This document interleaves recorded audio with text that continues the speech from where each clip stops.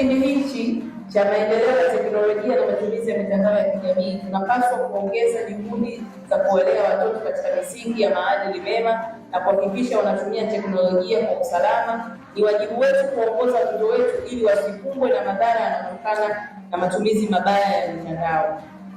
Nisisitize sana wazazi na walezi watumie muda wa kutosha kuwasikiliza watoto wao, kuwapa ushauri na kuwa nao karibu. Familia imara hujengwa kupitia malezi bora, mawasiliano mazuri na upendo.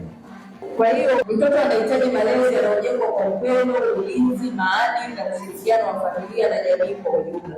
Na hivyo tunapaswa kuhakikisha watoto wetu wanapata yafuatayo: wanapata elimu bora, wanalindwa dhidi ya ukatili, wanapatiwa huduma bora ya afya na lishe bora, tuweze kuwasikiliza na kuwashirikisha katika masuala yanayowahusu, na tuweze kuwapatia malezi bora yanayowaweza kuwafanya wakawa raia wema. Kwa umuhimu huu ndio maana wilaya yetu ya Kinondoni leo tarehe 16 mwezi wa 6 mwaka 2026 tunaadhimisha kupitia kongamano hili. Ndugu washiriki, Kinondoni tunatakiwa kuwa na watoto wenye kauli mbiu ya mwaka inayosema mtoto ni mlezi, msingi wa familia bora na taifa imara. Inasisitiza umuhimu wa malezi chanya na maadili mema ili kukabiliana na mmomonyoko wa maadili unaotokana na matumizi hasi ya teknolojia ya habari na mawasiliano, yaani TEHAMA, mwingiliano wa mila na desturi za mataifa mbalimbali, yaani utandawazi, ambavyo vimeathiri malezi na makuzi ya watoto. Watoto wanapaswa kuwajibika ipasavyo katika malezi na uangalizi wa watoto, ikiwa hilo ni jukumu la msingi la mzazi na si kulitekeleza.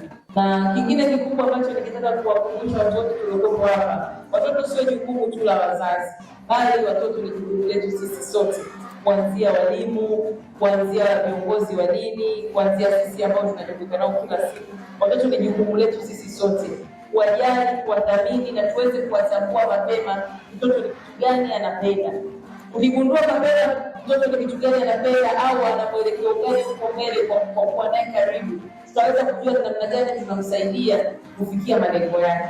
Sisi kama watoto wa wilaya ya Kinondoni tukiungana na watoto wenzetu au Waafrika wote kuadhimisha siku hii, huu ni wajibu wetu na ni kazi yetu sisi kama watoto kutambua majukumu yetu, kupambania haki zetu ili tuweze kujenga taifa lililo bora, kwa sababu mtoto tuseme ni taifa la kesho. Tunaanzia sasa.